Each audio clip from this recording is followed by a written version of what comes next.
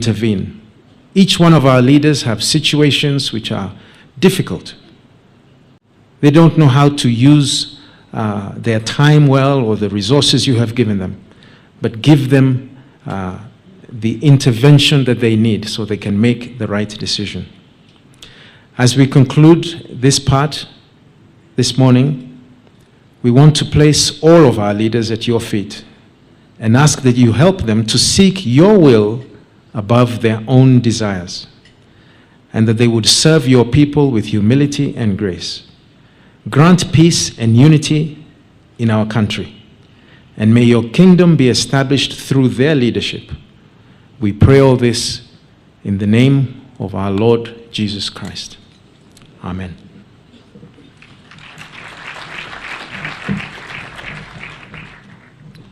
Thank you very much, Mr. David Katende, for that prayer. And before breakfast is served, shall we pray? Our Father, we thank you for the provision of food that you have laid before us in our tables and even on the side. We pray that you bless it to us as we take. In Jesus' name I pray. Now may breakfast be served. They have been ready for some time watching us, but please kindly move to the tables. And now, I'm asking the members of the Bunge Fellowship Choir not to eat. Please come on stage. We will look for food somewhere else. The Honorable Osoro and your team, please kindly come. You know, we also sing. We also sing, and you may be wondering whether it is true. It is actually true, and you will see it. Honorable Osoro, please come.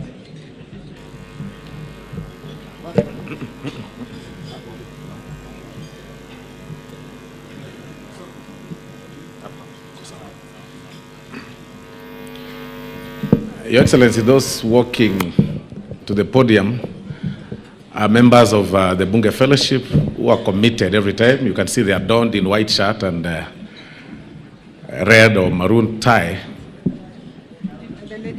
The ladies in blue.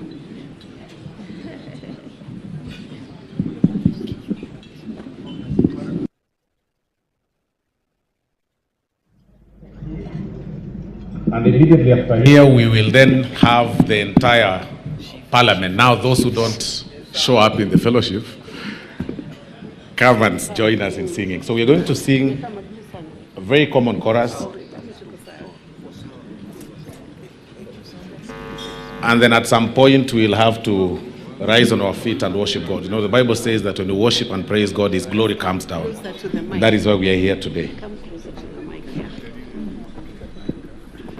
Can I share your mic? You can share. Push. Yes.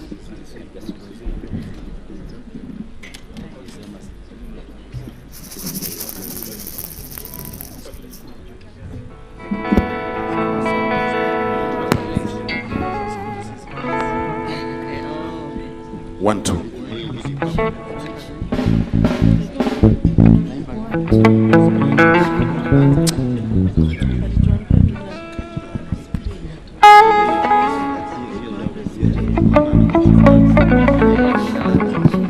Please sound, tusaidie sound microphone ya kule nyuma. Aya. Keyboard. My hands are blessed.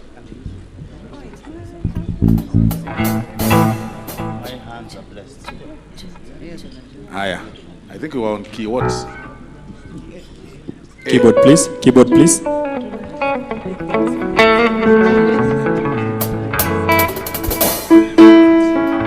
One, two.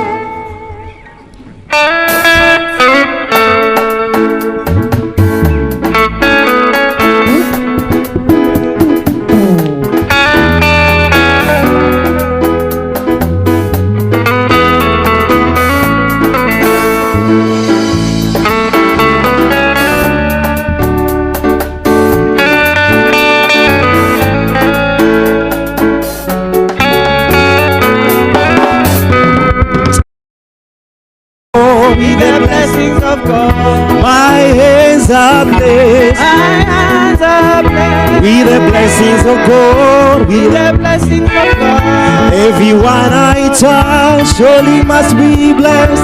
Everyone I touch surely must be blessed. My hands are filled with the blessings of God.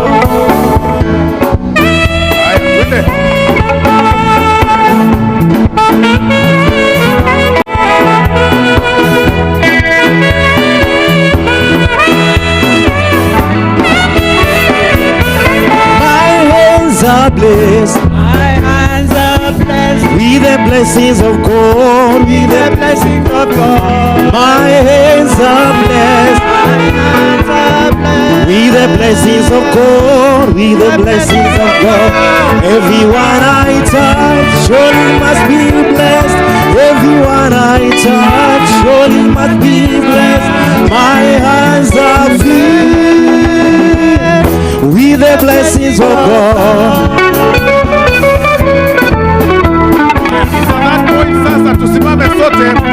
If you believe that your hands are blessed, you say hi to at least 5 people around. As your hands are blessed, please say hi to people. Today, give me interlude. My hands are blessed. My hands are blessed with the blessings of God. Say hi to 5 people. My hands are blessed. My hands are blessed with the blessings of God. Everyone I touch surely must be blessed. Everyone I touch surely must be blessed.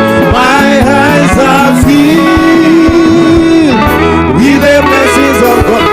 Everyone I greet surely must be blessed. Everyone I greet surely must be blessed. My hands are filled with the blessings of God. Sisi zote ni kazi ya mikono yako, tumeumbwa kwa mfano wako. Sisi zote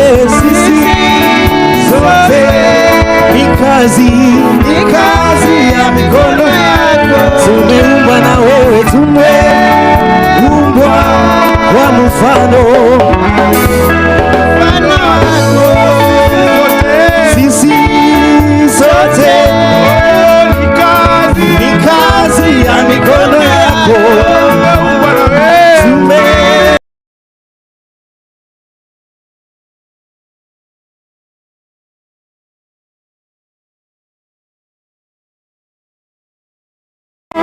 usifiwe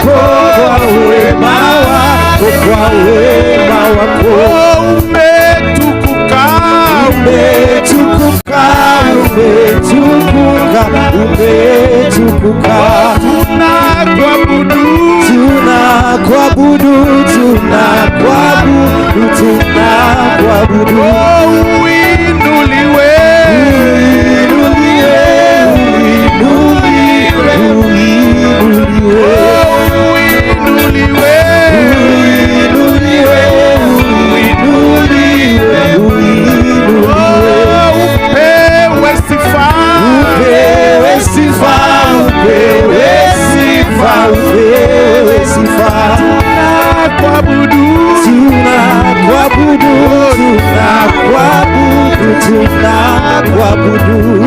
Twende.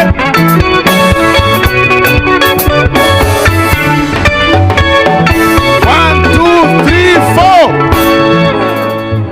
Sasa we want to invite all the rest. Wale ambao, all the members of parliament. Oh, I'm told 1, 2. Oh, sorry. I think this one is louder. So all the other members of parliament can join us on stage.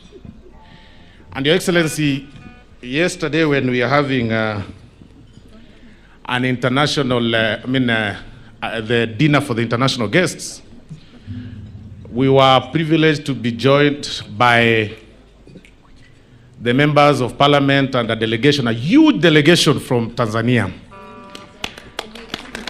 and Uganda. But I'm very specific on Tanzania because when we walked out in Your Excellency, we did practice with them the song that we are going to sing in 2 lines at around 10:30 p.m. yesterday.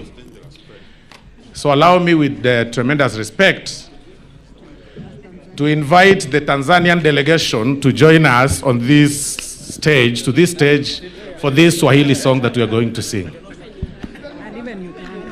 No, don't mind, Uganda's time is coming. We are now inviting Tanzania so that ndio hao wanakuja wa Tanzania. Makofi kwao tafadhali, wanaendelea kukuja. I can see them coming. Please give them space to come in. They're all there coming, the Tanzania delegation. Yes, the honorable member is there. Mr. Isaac. Because we are singing a very common song like we agreed yesterday. The former Prime Minister of Tanzania is there. Please give him a round of applause. He's there, he's going. We were together yesterday.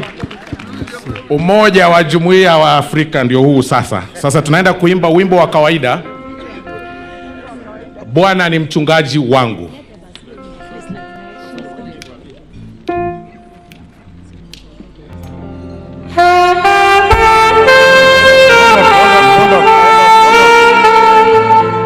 Subiri kidogo, naambiwa wanaendelea kuingia tukipeana hii interlude.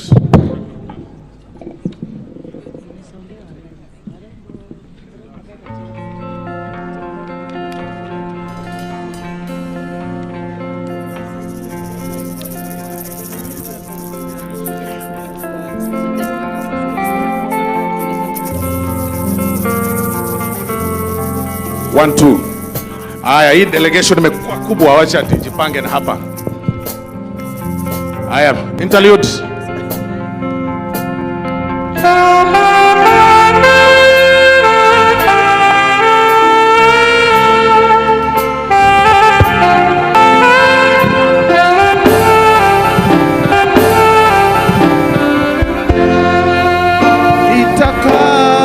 Nitaka nyumbani mwa Bwana.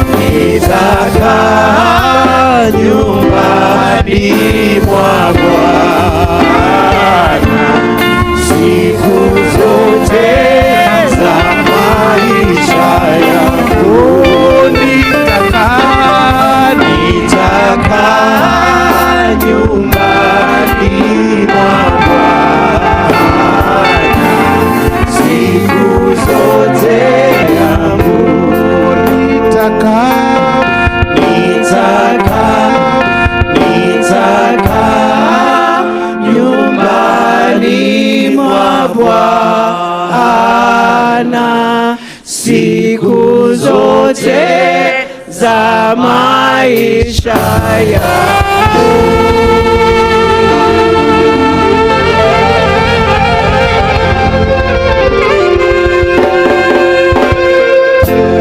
Thank you. Thank you very much.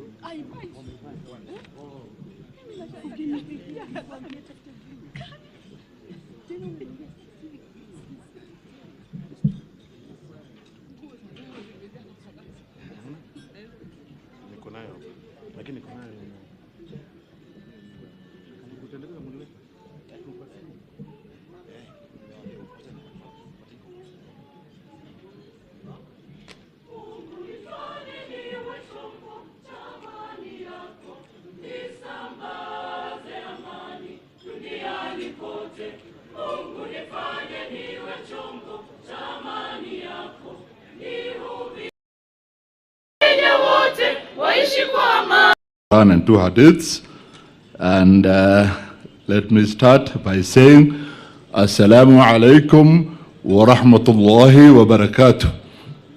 In the spirit of rebuilding our lives, communities and institutions with unshakable faith and enduring grace, we draw strength and direction from the timeless word of the Quran and the noble saying of the Prophet Muhammad sallallahu alaihi wasallam. Below is the curated and ranked reflection on selected verses and hadith organized by their renouncers with our guiding themes. The first is a verse from Surah Al-Hashr, verse 29, 18. It says, "O you who have believed, fear Allah.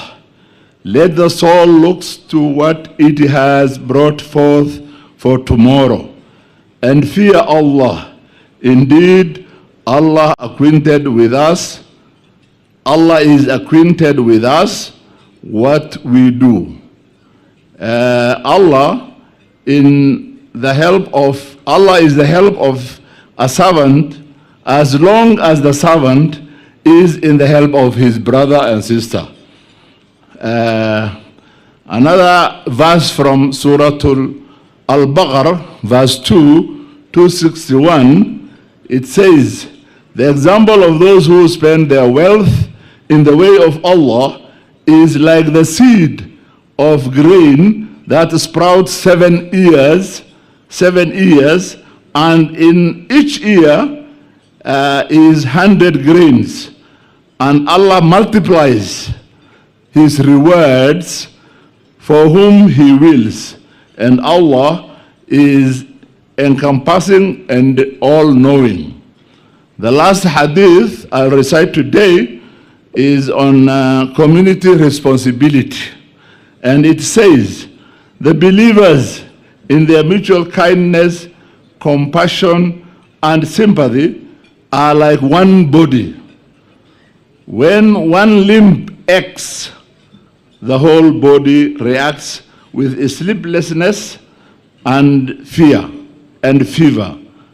It is from Sahih al-Bukhari. Assalamu alaikum wa rahmatullahi wa barakatuh.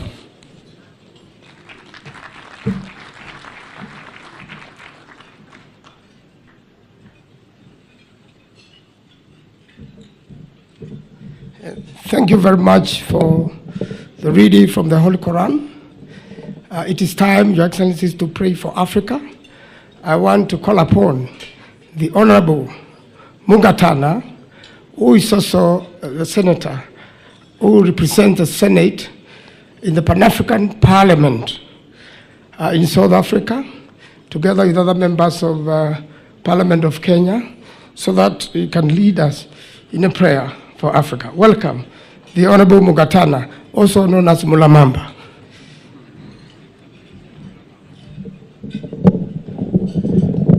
So let's pray for the continent of Africa. Our Heavenly Father, we come before you as leaders and members of this prayer breakfast to make supplications and prayers before you for our continent. Lord, the 1.4 billion of us, stretching from South Africa all the way to Tunisia in the north, stretching from Senegal in the farthest country on the west, all the way to Somalia. Lord, we come to pray that you may help us rise and rebuild this continent, Lord. You know the kind of challenges that we are facing in this continent. Lord, starting from the north, you know our brothers and sisters, Algeria, Morocco, Libya, and the rest of the Maghreb region. Lord, you know the problems they are facing, the economy, the political issues that are there. Lord, we pray for them this morning that they will rise and rebuild, particularly for our nation brother Libya, which has gone through a lot. Father, we want to make a special prayer for them because of the situation in Gaza and the threat that there might be an influx of people to their region which would add to their problems. So Lord, I pray today that there will be peace and stability in the side of Gaza and the entire Middle East area. Father, we want to thank you for the West African region of our dear continent. Lord, we remember Senegal, we remember Ghana, Nigeria, and the entire Western region. We come before you today to pray for them. Father, you know the problems and the issues that have been brought by terrorism in the entire Sahel region. Father, you know the challenges of the new military regimes that have come up, which is against what we believe in the African Union. But Father, we want to pray for them, that this area again, this region, our brothers and sisters will arise and rebuild the West African region. Father, we thank you for Central Africa and East Africa. In particular, Lord, in this region, we want to pray for the issues surrounding the Eastern DRC. May you give our leaders and every person involved the presence of mind, O God, and the guidance of the Holy Spirit, that, Lord, this displacement of over 2 million people may come to an end, and the suffering of the people in that region may come to an end. Father, I want to thank you for the southern part of our African continent, South Africa, Mozambique in particular, Lord. You know, Lord, the issues that are affecting the stability of that nation. We want to pray that, Lord, you will help them and you will give the presence of the entire SADC region, a presence of mind and the guidance of the Holy Spirit, that, Father, there may be a peaceful resolution of the issues in Mozambique. Father, we want to thank you for the African Union. Thank you that 25th of May, just last week, we celebrated the African Day. We thank you for the vision of our founders and the former presidents, the advocates of Pan-Africanism. Father, we thank you for these people who had the vision to say that Africa can be together. We pray for the organs of the African Union, in particular for our presidents at the summit, that, Father, you will give them a presence of mind, the guidance of Holy Spirit as they guide the 1.4 billion of us, oh God. We thank you for the African Parliament in Johannesburg, when we sit, Lord, that we shall make policies and we shall advocate for the things of the people. In particular, Lord, we pray that, Father, it will be a reality that this continent will have open skies going into the future. Lord, we pray that it will be a reality that we shall have free movement of labor and free movement of goods, that Father, the new attempts that are being made at creating platforms for trade across Africa, the new attempts that are being made, oh God, to increase intra-Africa trade, that Lord, they will be successful. The new African Free Trade Area and the entire continent that has signed into it and this new protocol, Lord, that it may be a success. Father, that our people, we may be able to move from Kenya to go and live in South Africa. Zimbabweans may come to live freely in Kenya. Tanzanians may live freely in Uganda. Uganda may live freely in Benin. Father, this continent will be a spirit of brotherhood, a spirit of sisterhood, that, Lord, we may rise and rebuild this continent. We thank you for all of us, and we pray, Father, that you may hear our prayers even as we continue to call upon you to bless our land, protect us from the effects of adverse weather and all the challenges around climate change. We thank you even this morning. We know that you have heard our prayer, and we thank you that Kenya has taken a lead under the guidance of our president to open the skies, to allow our African brothers and sisters to come and settle here. May you bless the efforts of His Excellency, O Lord, and may you bless this continent. We thank you and we pray. In Jesus' name we pray. Amen. Thank you.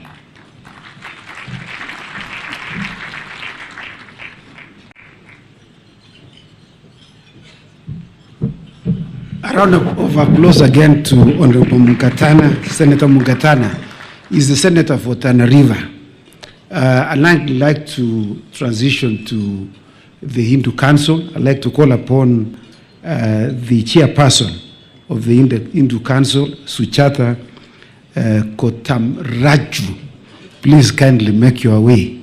And in the interest of time, I'd like to call upon the following people as she makes her way here. The Honorable Nebat Murioki to join me on stage, Andrew Muthe Kitau, and Honorable Kamene Kasimbi. Please come on stage, so in the interest of time.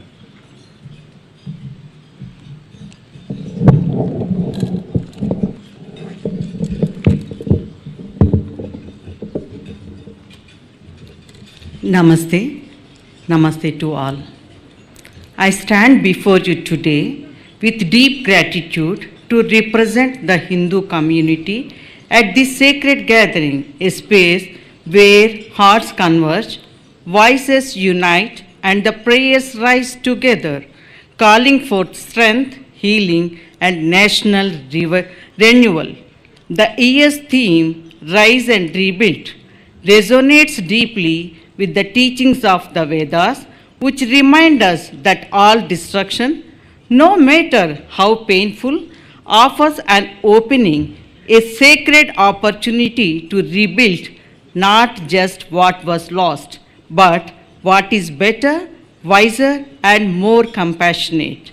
From the Rig Veda, we are guided with these words: let us be united, let us speak in harmony, let our minds apprehend alike, common be our prayer, common our resolution, unified be our hearts, so that we may live in unity and peace.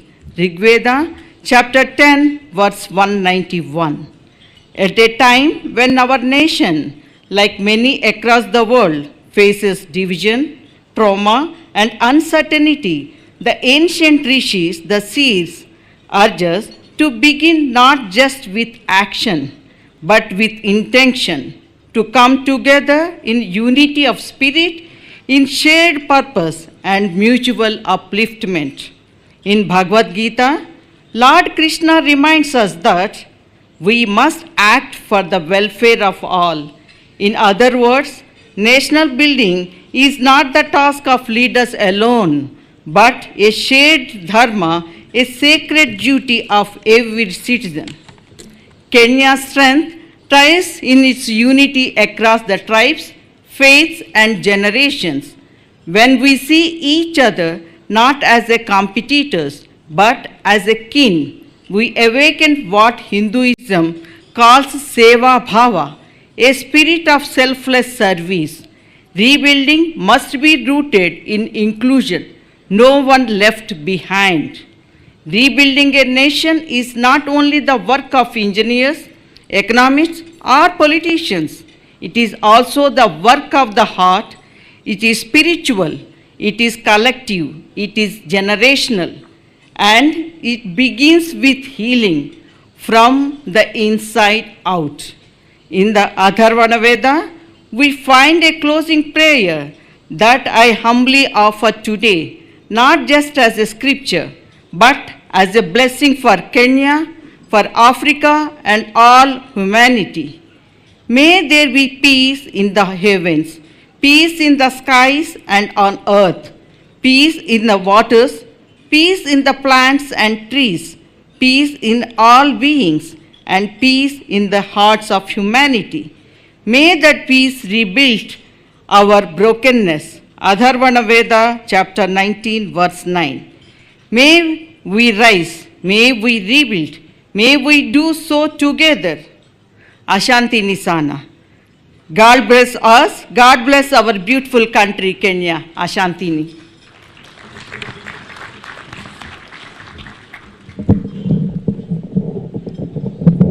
I'm sure a number of you may not have heard a Hindu speaking, but you can now believe that we are in an inclusive country. When we seek to rebuild, we include everybody. So I'd like to call now upon our own Mr. Engineer, Nebat Muriuki, to kindly come and pray for Africa. East Africa, sorry.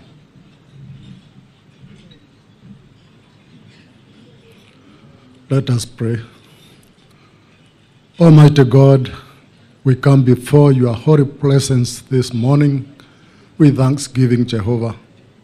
Lord, we thank you that you have gathered us here to come and pray to you, Jehovah God. Father, we bring East Africa to your holy presence. Thanking you, Lord, for the nations of East Africa. Father, we want to thank you for the people of East Africa. We want to thank you, Lord, for the resources you have placed in the countries of East Africa, O God. We want to thank you, Lord, for the wonderful climate, wide range of climate, O Lord, which ranges, Lord, from the coasts to the high mountains, O Father, of East Africa. We want to thank you, Lord, for the natural environment of East Africa. We thank you for the people, the various tribes, the various cultures, O Lord, and even traditions of this, our community of East Africa. Father, they give us beauty, and we want to thank you. They give us attraction even to the rest of the world. We thank you, Father Mighty. God, we do acknowledge that we have challenges as a community of East Africa. We have diverse challenges, O Lord, in each nation. Father, there are challenges of war, conflict, and violence, O God. We have challenges, Father, of leadership, Jehovah God. We have challenges of hunger in some parts of the East African nations.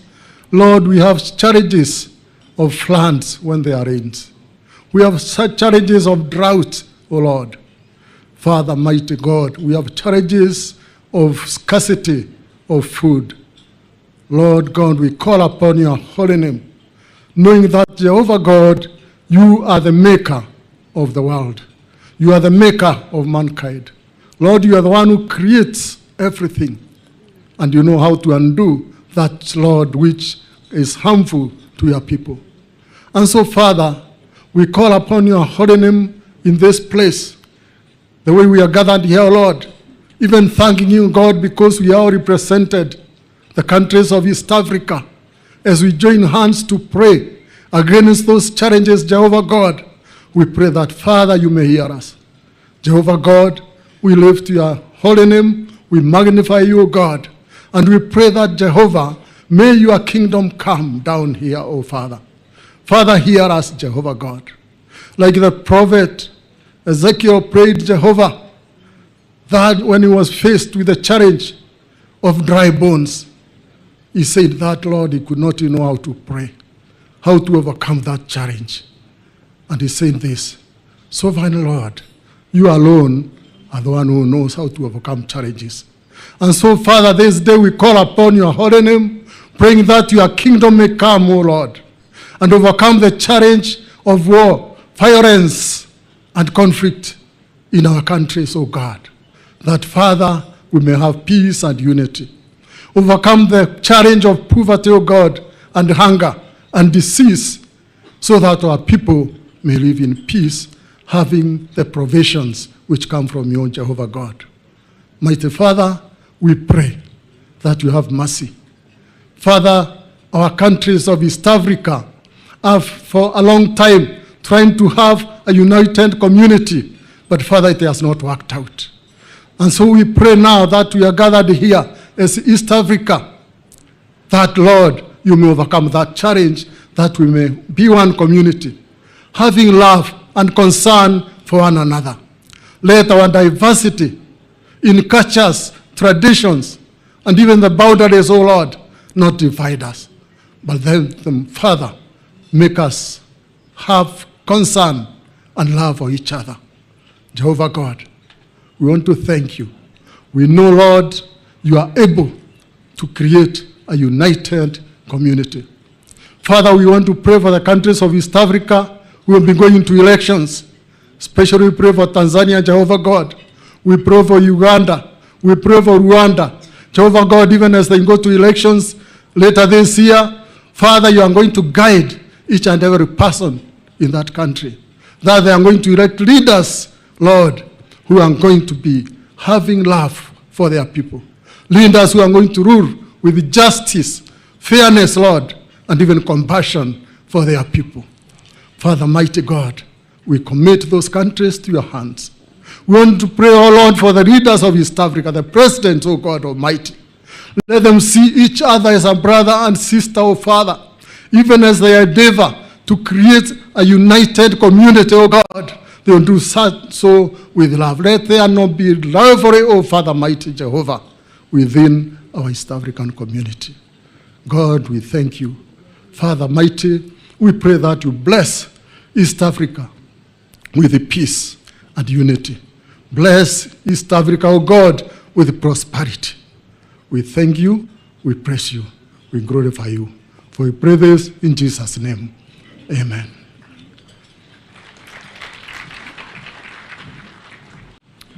And now I'd like to ask the Honorable Joyce Kasimbi, the Member of Parliament for Machakos County.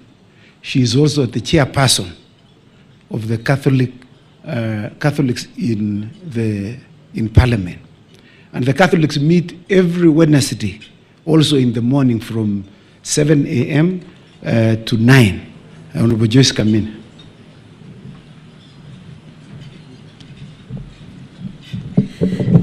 Thank you, Chair. Just let me make a small correction. I'm the Vice Chair of the Catholic Caucus. Let us bow our heads and pray for the world. In the name of the Father, the Son, and the Holy Spirit. Amen.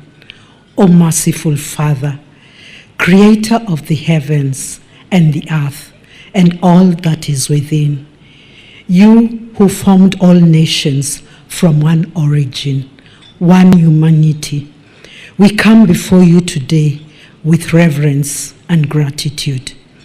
We praise you, Lord God, for the beauty and the dignity of whole human family, for the riches of our diversity, for the cultures, faiths, and resources.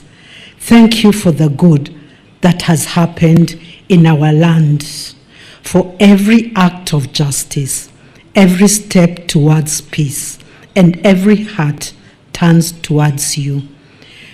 We pray, Lord God, for the challenges that we face in the world, for the climate change and its calamities, that Heavenly Father, you may continue instilling us with the care of Mother Nature, that we may look in favor and continue dedicating ourselves to preserve Mother Nature. We also want to pray for all that are persecuted because of their faith and their religions. May we all always remember that you are the source of life. Almighty Father, we acknowledge our failings and ask for your mercy. Forgive us, Lord, for the sins that we have committed as individuals, as communities, and as nations. Jesus, our Redeemer, wash us with the most holy and precious blood. Cleanse our hearts, our institutions, and all leaderships in every corner of the world. Holy Spirit, shine the light of the gospel upon the world. Establish among the kingdom of love, righteousness, and truth. Set our nations free, O Lord, from hatred, ethnic strifes, greed, injustice, abuse of power, and every form of impunity. Make us one people, united in purpose, guided by wisdom, and committed to peace. May the angels and saints in heaven join us in this prayer. And may the glory, honor, and worship be yours, now and forevermore. Amen. In the name of the Father, the Son, and the Holy Spirit. Amen. Thank you very much, Honorable Kasimbi. You know, we are together in one committee, and I am allowed to make mistakes because I'm a chair. So I was trying to promote her, but notwithstanding that, I'm sure one day she'll be the chair. As I said in the when we started, that we cooperate with other prayer breakfasts within Nairobi. And so I'd like to call upon Mr. Andrew Muthe Kitau, the CEO of MG Realtors, who belongs to one of the fellowships in Nairobi, because we coordinate and pray together. And so I'd like to ask him to kindly come and read the scripture. Readings from the prophet Isaiah in the 8th century BC. I start with Isaiah 58:12. Your people will rebuild the ancient ruins and will rise up the age-old foundations. You will be called a repairer of broken walls, restorer of streets with dwellings. 64 verse 4. They will rebuild the ancient ruins and restore the places long devastated. They will renew the ruined cities that have been devastated for generations. In 67:7, instead of your shame, you will receive a double portion, and instead of disgrace, you will rejoice in your inheritance. And so you will inherit a double portion in your land, and everlasting joy will be yours. And finally, from the Apostle Paul to the friends in Ephesus, where the Gentiles were being recognized as a part of God's household of faith, as the apostle uses the metaphor of building. Ephesians 2:19. Consequently, you are no longer foreigners and strangers, but fellow citizens with God's people and also members of his household, built on the foundation of the apostles and prophets, with Jesus Christ himself being the chief cornerstone. In him the whole building is joined together and rises to become a holy temple of the Lord. And in him you too are being built together to become a dwelling in which God lives by his Spirit. Thank you.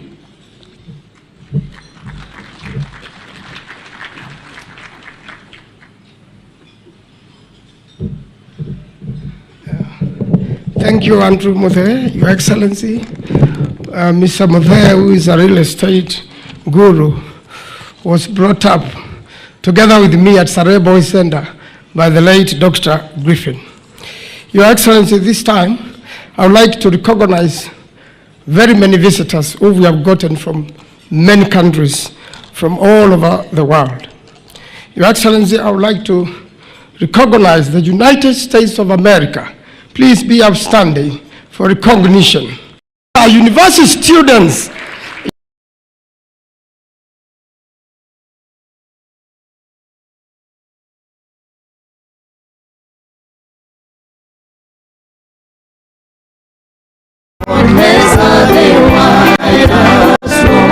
are you watching the itutakasayo ya kondoo ziwe safi, nguo nyeupe mno, nimeoshwa kwa damu ya kondoo, kuoshwa kwa damu itutakasayo ya kondoo ziwe safi, nguo nyeupe mno, nimeoshwa kwa damu ya kondoo.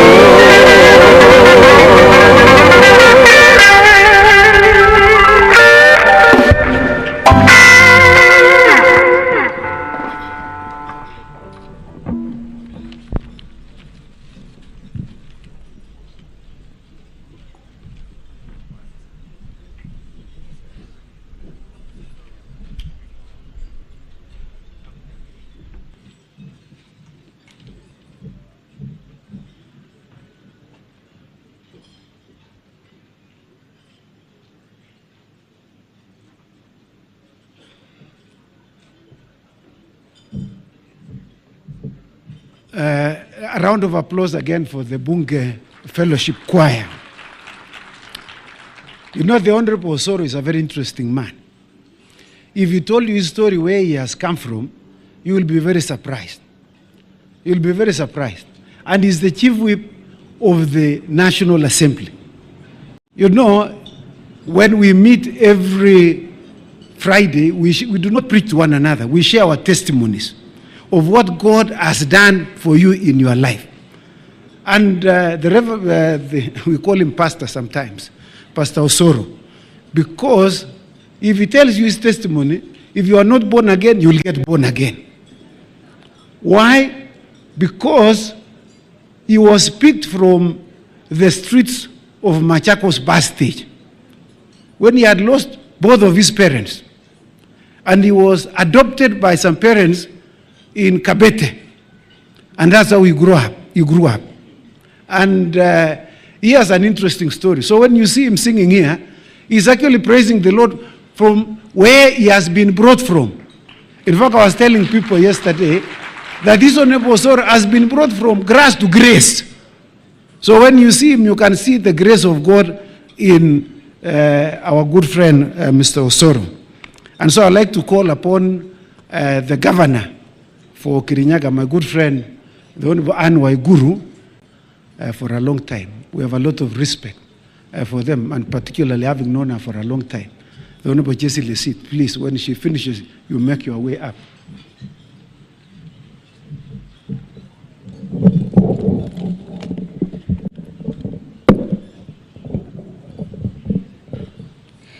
Your Excellency, the President of the Republic of Kenya, William Samoei Ruto, Your Excellency, the First Lady, Rachel Ruto, Your Excellency, the Deputy President, KISII Kindiki, and Your Excellency, spouse of the Deputy President, Dr. Joyce, all protocols observed.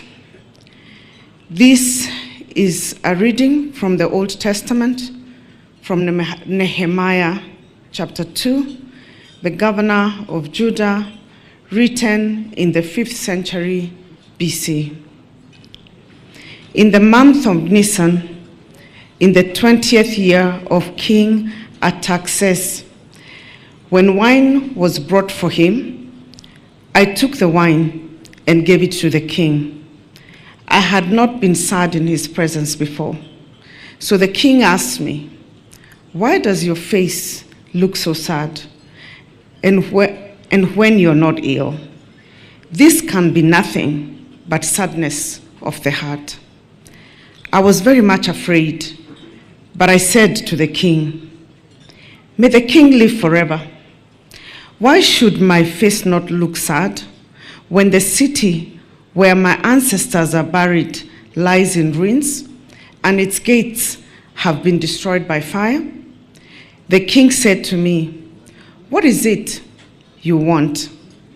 Then I prayed to God of heaven, and I answered the king, "If it pleases the king, and if your servant has found favor in his sight, let him send me to the city in Judah where my ancestors are buried, so that I can rebuild it." Then the king, with the queen sitting beside him, asked me, "How long will your journey take, and when will you get back?" It pleased the king to send me, so I set a time. In due course, I went to Jerusalem, and after staying there 3 days, I set out during the night with a few others. I had not told anyone what my God had put in my heart to do for Jerusalem. There were no mounts with me except the one I was riding on. By night, I went out through the valley gate towards the jackal well and the dung gate, examining the walls of Jerusalem, which had been broken down, and its gates, which had been destroyed by fire. Then I moved on towards the fountain gate and the king's pool, and finally, I went up the valley by night, examining the wall. I then turned back and re-entered through the valley gate. The officials did not know where I had gone or what I was doing, because as yet I had said nothing to the Jews or to the priests or nobles or officials or any others who would be doing the work. Then I said to them, "You see the trouble we are in. Jerusalem lies in ruins, and its gates have been burnt with fire. Come, let us rebuild the wall of Jerusalem, and we will no longer be in disgrace." I also told them about the gracious hand of my God on me and what the king had said to me. They replied, "Let us start rebuilding." So they began this good work. That is the word of the Lord.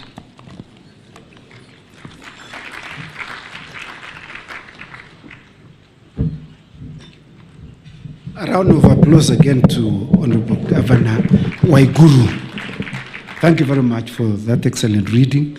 I'd like to request the Honorable Kittur now to come on stage before I call upon the Chief Justice. I have been suitably informed that, and we have made the amendments, Chief Justice. I'm so sorry. You know, I am a lawyer, and you know that we work under you. You know, so I'm very sorry that when the Chief is there, Justice Lesit is not supposed to speak. So we are so ordered. Thank you very much. Your Excellency, the President of the Republic of Kenya, the First Lady, Your Excellency, the Deputy President, and your spouse, allow me as well to ride on the already established protocols and say good morning. Bwana Yesu asifiwe. My name is Bernard Kittur, the Member of Parliament representing the great people of Nandi Hills. I have been tasked to present the report on the 2025 national conversation, with the theme being Rise and Rebuild. Traditionally, the day preceding the National Prayer Breakfast, the Parliament of Kenya hosts the national conversation. This is a gathering of leaders from all sectors of society to have a roundtable conversation on the theme of the year. For 2025, the theme is Rise and Rebuild. In line with the theme, the participants deliberated on the country's progress, identified what needs reconstruction, the challenges faced, and the special focus on the perspectives of Gen Zs. During the conversation, the Gen Z took time to address the question of whether there is a disconnect between them and the national leadership. According to Gen Z, the disconnect arises from cultural and value-based differences. Exposed to global cultures and real-time information, Gen Z often challenges traditional norms, which can be seen as disrespect by older leaders. This rift is deepened by unfulfilled promises, economic exclusion, and a perceived lack of accountability. While leaders cling to traditional values, Gen Z emphasizes justice, equity, and inclusive participation, widening the gap further. Economic frustrations, technological divides, and broken social contracts further fuel disillusionment. Additionally, peer-driven narratives that emphasize negativity contribute to growing pessimism among the youth. Ultimately, the disconnect is sustained by mutual misunderstanding, lack of dialogue, and a failure to adapt to a rapidly evolving socio-political environment. Despite their limited experience, Gen Z believes in Kenya's potential, advocating for intergenerational dialogue, civic inclusion, better youth representation, and digital mobilization to influence policy. At the national conversation, Kenyans identified entrenched corruption, poor governance, and lack of political goodwill as major barriers to rebuilding. Economically, high taxation, youth unemployment, and limited access to capital discourage investments and innovation. The over 400 participants were, however, quick to acknowledge national progress spurred by the Constitution of Kenya 2010 in advancing education, democracy, and religious inclusivity among Kenyan citizens. They equally acknowledge progress in infrastructure development in our country. To overcome obstacles to nation building, Kenya needs focused solutions. Leaders must prioritize integrity and accountability, with strict anti-corruption law enforced. Civic education should, however, empower citizens, enhance youth participation, and combat ignorance. Strengthening national unity requires inclusive governance that discourages tribalism and promotes nationalism in education. That is the report for 2025 National Conversation. I thank you.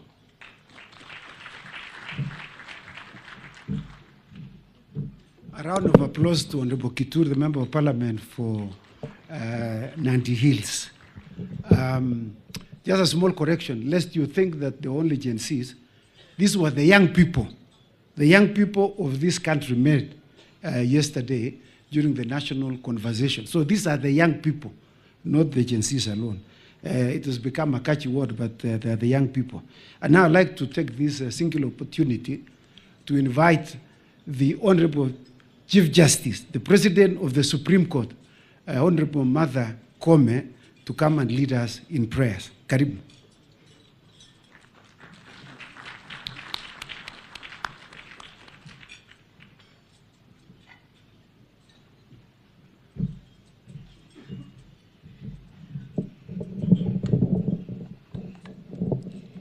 Your Excellency, the President of the Republic of Kenya, Dr. William Samuel Ruto, Your Excellency, the First Lady, Mama Rachel Ruto, our Deputy President, Your Excellency, Professor Kindiki, and your spouse, Dr. Joyce, allow me to abide by the established protocol and say good morning to everybody.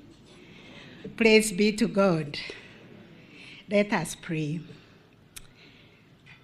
Sovereign and holy God, we gather before you this morning with humble hearts, acknowledging you as the architect and sustainer of our nation, and indeed all nations. On this sacred occasion, Lord, as leaders drawn from every arm of government, diverse walks of faith, community, and identity across this beloved land, we lift our hearts and souls to you, Lord, as we reflect on the theme, Rise and Rebuild. We are reminded of Nehemiah's courage, vision, and unshakable faith as he led the rebuilding of Jerusalem. We pray that you grant us the same spirit to rebuild ourselves, to rebuild our families, and to rebuild our communities, to rebuild our nation. A spirit that seeks not personal glory, but the restoration of our people and the healing of our nation. Lord God, give us the courage not only to rebuild what is seen, but restore even what is unseen, the moral, the spiritual, and the ethical fabric of our nation. Lord, help us to guide our children in your ways, in the values that you have taught us from the Holy Book. Lead us, Father, to restore and rebuild our families by preaching faith, harmony, and unity. Lord, we long for a prosperous country, but more than that, we pray for a just and a righteous Kenya, where service to others comes before self-interest, and where love for our neighbor is not a burden, but a blessing. Lord, we remember the vulnerable among us, the poor, the widows, the voiceless, the displaced, and the oppressed. May our laws protect them. May our hearts be moved for them, and may our actions uplift them. O Lord, make justice the foundation of our governance, a shield for the weak, a standard for the strong, and a defender for all our people. Lord, unite us across all sectors and the traditions. We may arise not divided, but together we rebuild this nation. We do so with hope, because hope does not disappoint. We do so with faith. We do so with the wisdom that comes from you. We do so with love, justice, and courage. We ask all this in your holy name. Amen.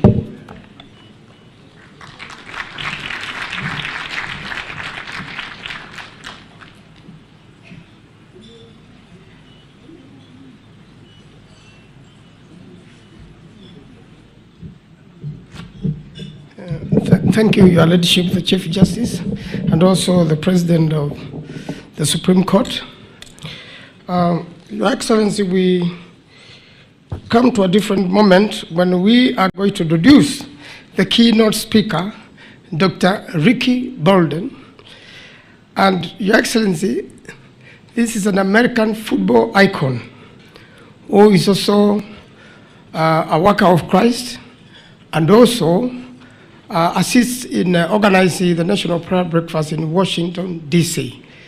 In his days as an American footballer, he was admired by a lot of Americans, and every time he went to play, they followed him and the whole country would be waiting. But one day, he got knocked. Let me invite him to come and tell us his journey of faith, and then tell us what happened at that particular moment. Please, Dr. Ricky Bolden, the keynote speaker this year.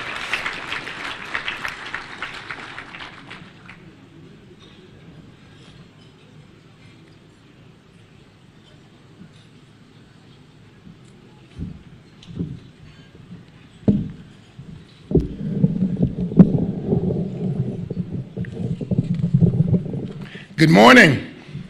What a joy it is to be here this morning, and I am really excited about being here. What I'm really excited about is that how the name of Jesus can bring people together across so many boundaries, across so many tribes and religions. And it's at Jesus' name that I come and I greet you this morning. I first want to give honor to Your Excellency, and it has really, really been a joy to be here, to be with President Ruto, as well as the First Lady. And I also want to give honor to all of the other leaders that are here all throughout Kenya. Now, I must confess to you this morning, normally I am not very nervous. But this morning, you know, I was struggling with some issues, even as I prepared for this morning.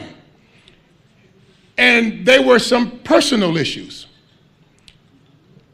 As I was preparing the story of Nehemiah, I could not help but to remind myself that I am coming home to a place of my ancestors.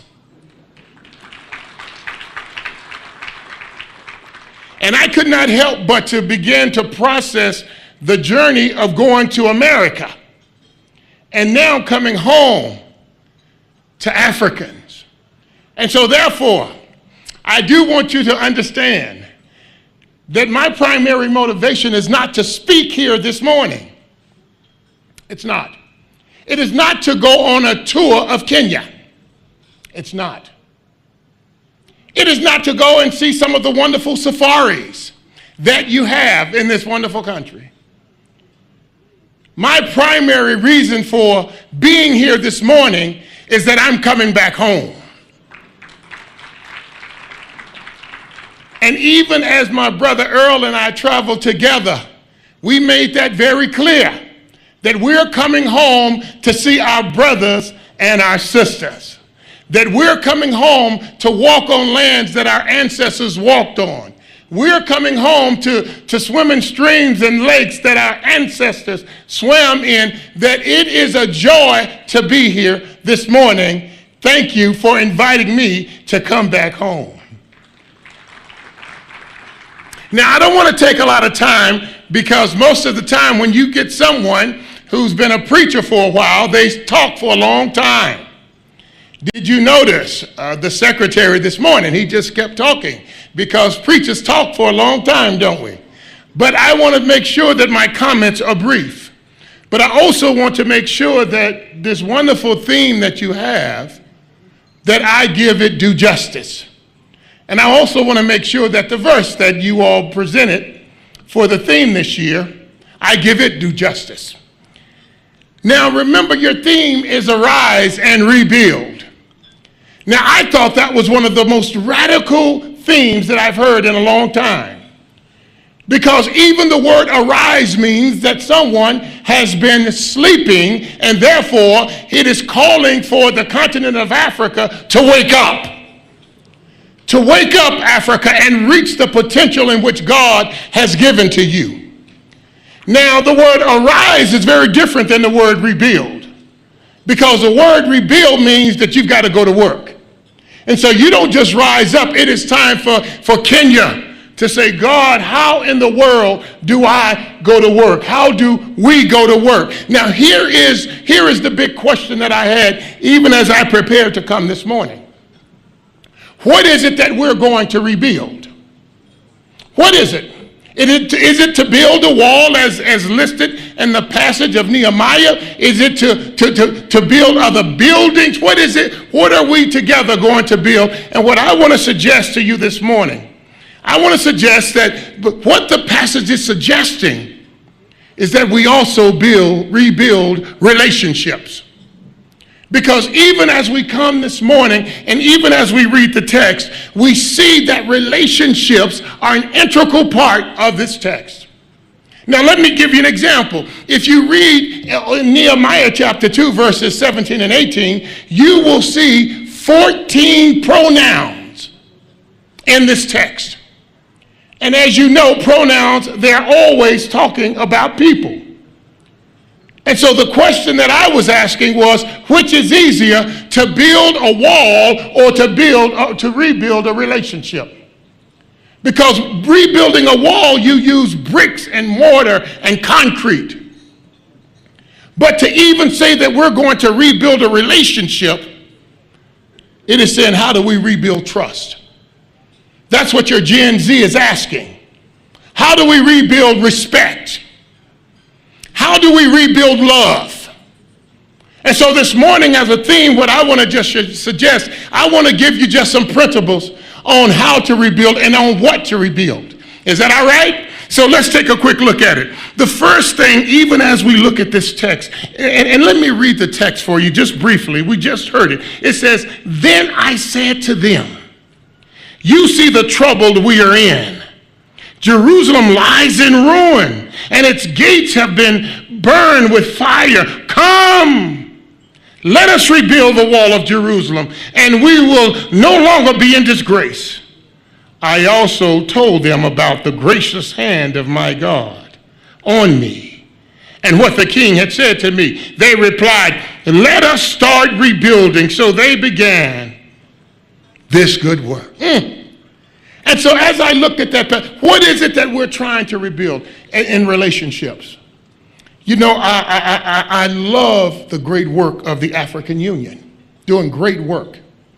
But I'd like to suggest to you this morning, just as an African American coming to Kenya, I think that the first relationship that we must rebuild is a relationship back to your brothers and sisters in the African diaspora. That we in Africa, there in America, we have so many African Americans. We have so many Africans who grew up and their parents grew up in Africa and they sent their children to America. But they decided to stay in America. Some of the greatest minds are in the diaspora. And if you really, really read the text, Nehemiah was not from Jerusalem. Nehemiah was from the diaspora. Just think about it. Nehemiah, he wasn't born in Jerusalem. He was a product of Babylon slavery oppression where they shipped him from Jerusalem to Babylon, and his mother was raised in Babylon and his grandmother was raised in Babylon. He had been shipped into slavery and he had been in slavery for years, and all of a sudden he decided after being in a far country that it was time to come home. It was time for him to come and use his gifts and talents at home. And I remember last week I had the wonderful privilege of meeting with the ambassador of Kenya in the United States. And as we stood there, he asked me, he challenged me, he said, how in the world, Ricky, do I get in with the Congressional Black Caucus so that I can use the influence that they have back at home? And even then we started processing. How in the world do we use these brothers who are in the diaspora, and how do we use the influence that they have and bring them back home, back to the land in which we came from? How do we be just like this wonderful man Nehemiah and begin to use those relationships? You see, the reality is the relationships in the diaspora helped funded the project in Jerusalem. And I want to say this to you this morning, that you've got brothers and sisters all over the world that God can use in a mighty way to partner with our brothers and sisters in Kenya to say, how can we work together and how can we be together? I think another relationship that we must begin to make sure that we process. I think that your relationship with one another. If you read this wonderful passage, you see that within all these pronouns, they are trying to build this relationship with one another. And one of the tragedies could always be that you have relationships to the diaspora, but you don't have relationships here at home. And you know there are tensions in relationships. I know Your Excellency knows about tensions in relationships. But here's the thing about relationships. All of us say that we follow Jesus. But some of us can be pretty disrespectful and pretty mean. All of us say that rebuild trust and love and respect. And I've only seen that happen in our political circles in the United States one time. And it was back in 1992 when President Bill Clinton, a Democrat, met with the Speaker, a Republican, and they came to the conclusion that we will not speak negatively of one another in public. We will not turn our backs on one another, but we will commit to love one another. They built a relationship. And the last time in 1992 in U.S. history, we balanced the budget with the two of them. God does great things when we come together. That God is calling us, not only that we build relationships in the diaspora, but we build relationships with one another. So some of you might say, well, Rick, how does that fit me personally? What about the parent who hasn't seen their child in a long time? What if you said, hey, how do I rebuild a relationship? Or what about if you've gone through a divorce and you've not spoken to your ex? What about saying, how do I build a bridge? What about the neighbor that you don't really like? How do you begin to build relationships? What about your Gen Z? How do you build the bridge? You know, I have children. I have 5 children, 4 boys and 1 girl. What's fortunate is my 1 girl can beat up all of her brothers, but I have 5 children. And I remember last year coming to the prayer breakfast. And when my brother Earl and I got back home, we saw the Gen Z's frustration. And Earl asked, Rick, what do you think the problem is? What Gen Z is dying, and I'm talking because I have Gen Zs. They're dying to be loved. They're dying for a seat at the table. They're dying to be respected. And I won't ever forget when my boys were growing up, because sometimes as parents, we want our children to stay children all of their lives. But that's not the case with Gen Zers.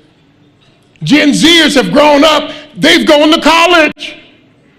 Some of our Gen Zers are smarter than we are. I have a daughter, she's a doctor. Whenever I need advice on my health, I don't go to a hospital, I call my daughter. Whenever I want to invest my money, I don't go in and go to a bank, I call my son Caleb. When I need counseling and when I need therapy, no, I don't go to a psychologist, I go to my son Micah. Because all of my children have grown up. And they're no longer children. They're adults. And I had to learn to treat them like adults. And so when they graduated from college,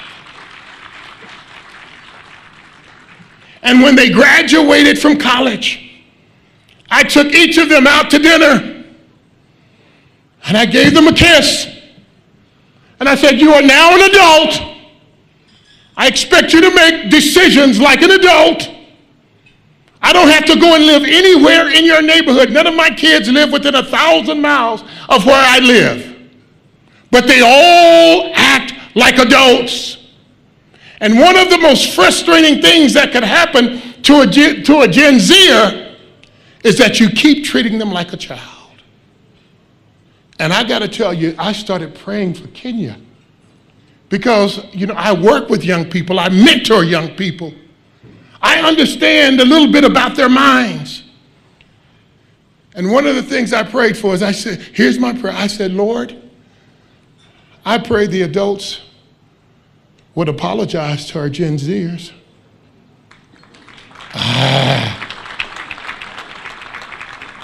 I pray, see, it's like African Americans. We live in America, but a lot of times we don't feel respected. And people ask, why is there always a race issue in America? I can tell you why. Because no one's ever apologized. No one's ever said, I'm sorry for the horrific pain that you experienced. They've never done it in our history in this country. And I just want to suggest to you, when we're talking about relationships and we're talking about really rebuilding relationships, wouldn't it be beautiful if leaders would stand up and say to our Gen Zs, we had you arrested, and we know that had to be traumatizing, and we're sorry.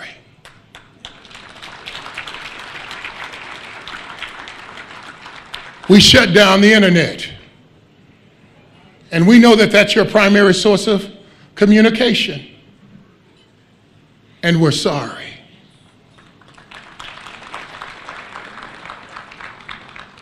Now we want to bring you to the table so that you can have a voice. Because you're no longer a child. You're an adult. And we want to begin to say, how do we begin to treat you like an adult? I won't ever forget the time, and I'm almost done. I won't ever forget the time when a guy gave me permission to be an adult. I was in the NFL, my first year in the NFL. We had a coach he was a German guy by the name of Marty Schottenheimer. And when I got to Cleveland, I would go in, and when I would see the head coach, Marty Schottenheimer, I would say, hey, how are you doing, Coach Schottenheimer? And he looked back at me and he said, I'm doing fine. How are you doing, Player Bolden? And the next day I would see him and I said, well, Coach Schottenheimer. And he would say, okay, Player Bolden. And after about a week, I went to him and I said, why do you keep calling me Player Bolden? He said, Ricky, you're an adult now. You don't have to call me Mr. Schottenheimer. You don't have to call me Coach Schottenheimer. You can refer to me as Marty. That's my name. You are a man now. I expect you to act like a man. And that's what our Gen Zers are crying for. They're crying for the right to be adults because they are. They've gone to college. They've buying their own house. They're getting married. They're adults. And I want to encourage you even here today, Kenya. I challenge you that when we start talking about rebuilding relationships, then the question is, how do we begin to rebuild the relationships with our Gen Zers? Because they love you, they care for you, they respect you, but they don't feel respected. The last thing, and I'm leaving now, but there was one other thing as I'm leaving, and I don't want to get out of here. The last relationship that I think you need to build, not only with Africans in the diaspora, not only Africans within your own country, but as I was leaving, I said, you must also build relationships, really rebuild your relationship with the Lord.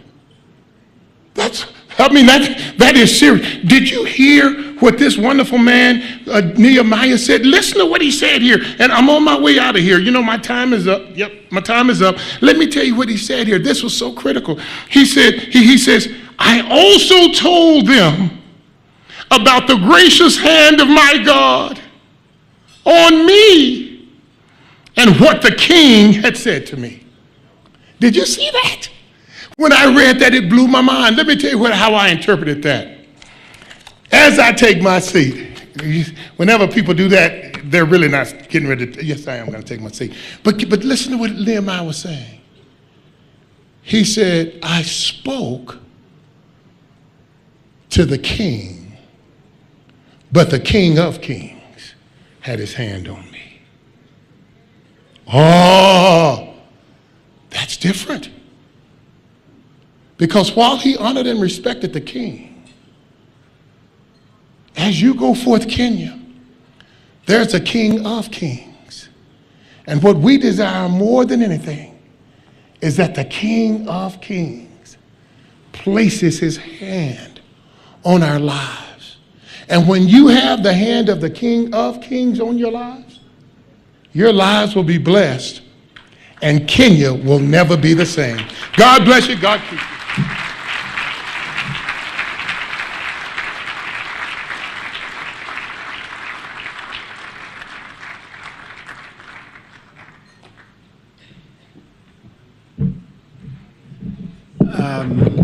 You know, you listen to Dr. Ricky Bolden and you just want him to continue. I think the round of applause you gave him is not sufficient.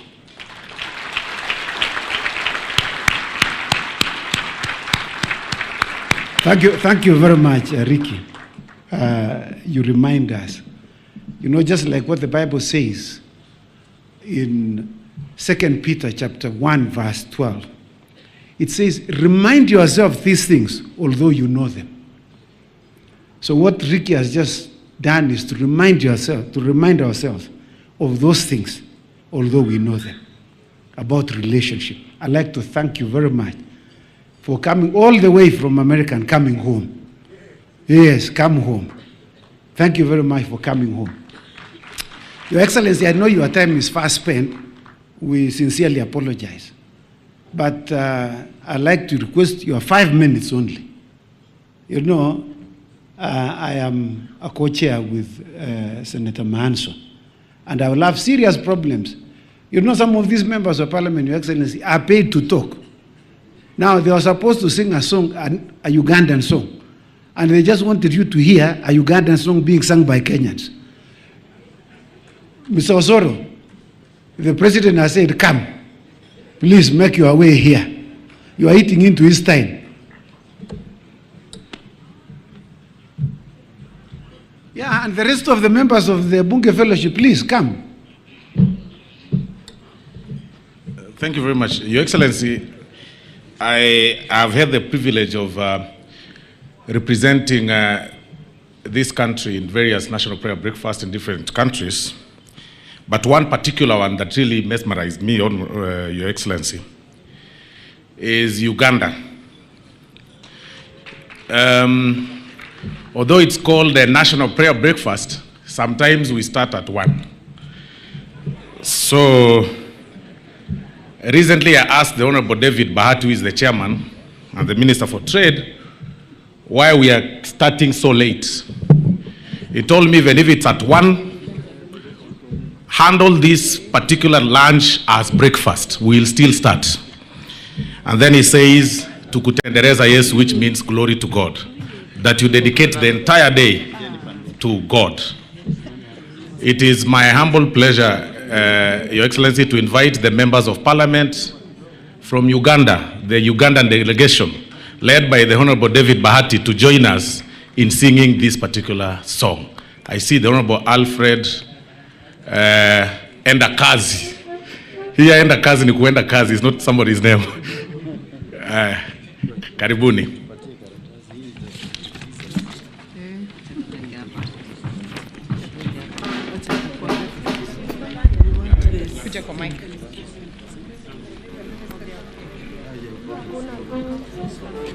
Honorable Bahati, you come this side.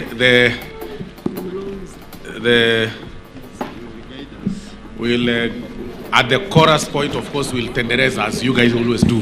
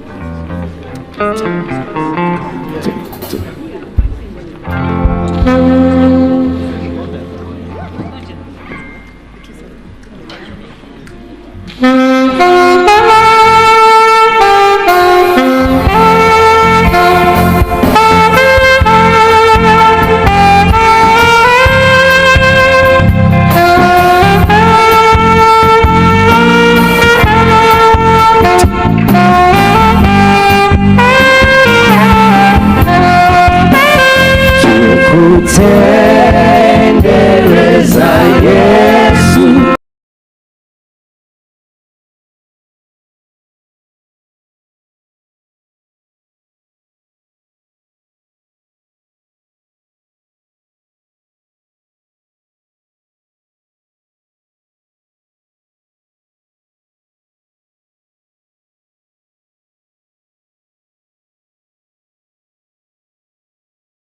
Glory, hallelujah, glory to the Lamb of God.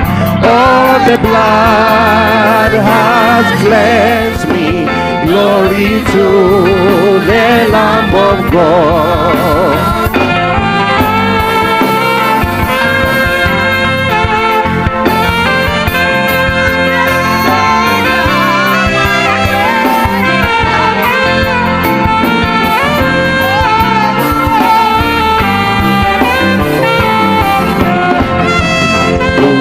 Utukufu, haleluya, sifa kwa mwana kondoo. Damu imenisafisha. Utukufu kwa Yesu. Utukufu Yesu mwana gwendiga. Omusaigo gunaziza webaza omulokozi. Tukutendereza Yesu, Yesu mwana gwendiga. Omusaigo gunaziza webaza omulokozi.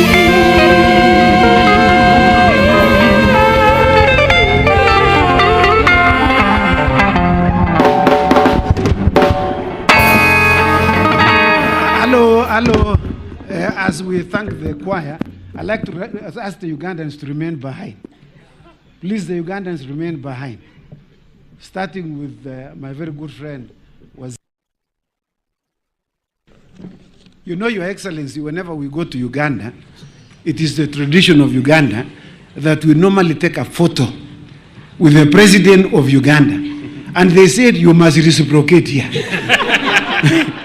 So Your Excellency will call you to come in front here, come on stage, to take a photo with the Ugandans, excluding Kenyans.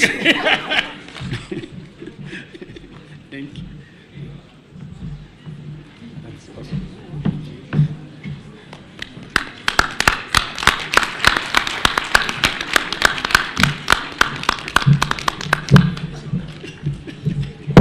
I didn't hear anyone excluding the First Lady. Please kindly make your way. First Lady, Mama Rachel, please come.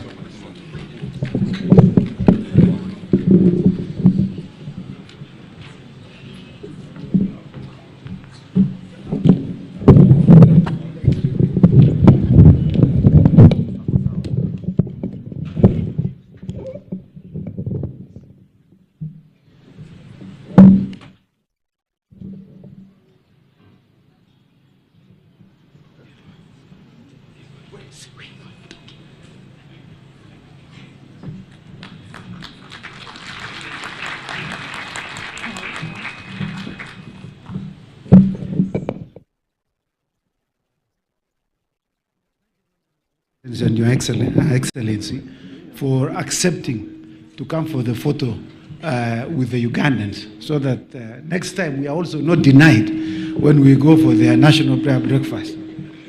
You know, there must be some reciprocal arrangements, and this is one of them.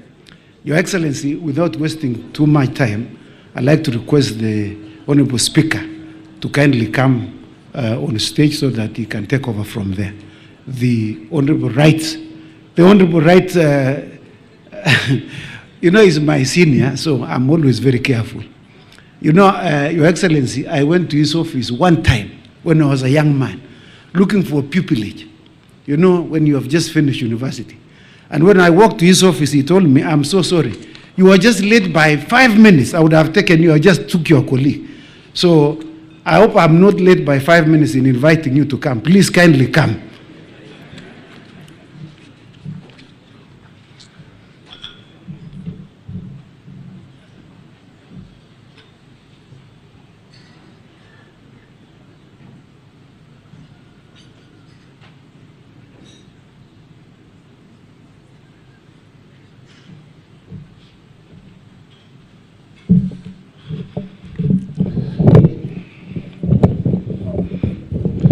Thank you very much. They would have been my pupil, Samuel Chepkonga.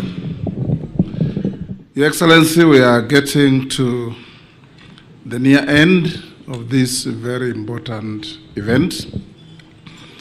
Allow me to introduce and acknowledge the presence of my Deputy Speaker, Gladys Boss. Wherever you are, you can stand to be acknowledged. If the Deputy Speaker of the Senate, Honorable Gaduri, is in the House, stand to be acknowledged. Majority Leader in the National Assembly, Honorable Chungwa, stand to be acknowledged. Minority Leader in the National Assembly, Honorable Junet. Majority Whip, he has been repeatedly here conducting the choir. Majority Leader in the Senate, Honorable Aaron Cheriot. Minority Whip Leader in the Senate, the Honorable Stuart Matzayo is here. The Majority Whip in the Senate, Dr. Boni Khalwale. The Minority Whip, if they are not here, we acknowledge them in absentia. As we get to the close, Your Excellency, you know, I said earlier that human beings have the propensity to always prefer being evil to being good. And there's our great writer called Graham Greene. He wrote many books, and I've read many of them. The Heart of the Matter, Our Man in Havana, The Confidential Agent, The Room at Midnight, My Journey Without Maps, The Power and the Glory, The Quiet American. But in one of those books, The Heart of the Matter, he says, in relation to Jesus, he says, goodness has only once in humanity found a perfect incarnation in a human body, and never will it again. But evil can always find a home in the human body, and it's you to resist the temptation to be a refuge for evil.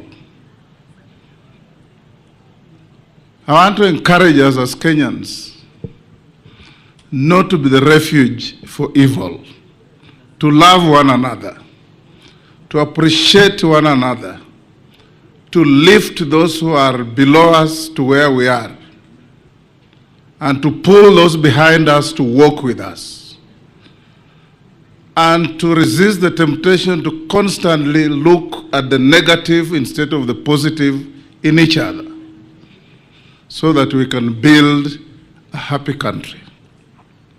Allow me now to invite His Excellency, the Deputy President of the Republic of Kenya, the Honorable Professor Abraham Kithure Kindiki, to whom I have the distinction of having been his boss in the legal profession at one time. And as the paradox of life takes us, now he's my boss in the political arena.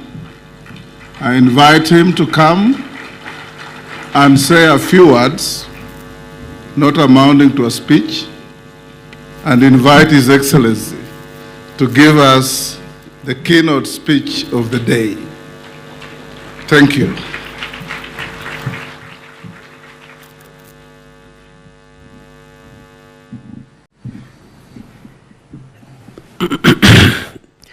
Your Excellency, President William Ruto, Your Excellency, First Lady, let me start by saying that I am not the one who took Chepkonga's slot for pupillage.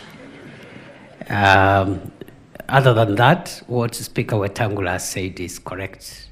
I once worked in his law firm many years ago. Your Excellency, allow me to say the following. First is to thank all those leaders who came together to start this wonderful national practice of a National Prayer Day and National Prayer Breakfast.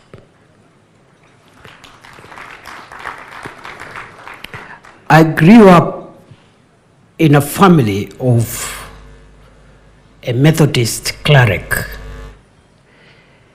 and there was some little message in our living room, which was in Swahili. And I've seen in many Christian homes a similar, especially while we were growing up. I don't know whether it's the same today. So there was a small thing in our living room hung up there to the effect that a family that prays together stays together. For a nation, I believe equally, just like a family, a nation that prays together will stay together. There is hope for Kenya.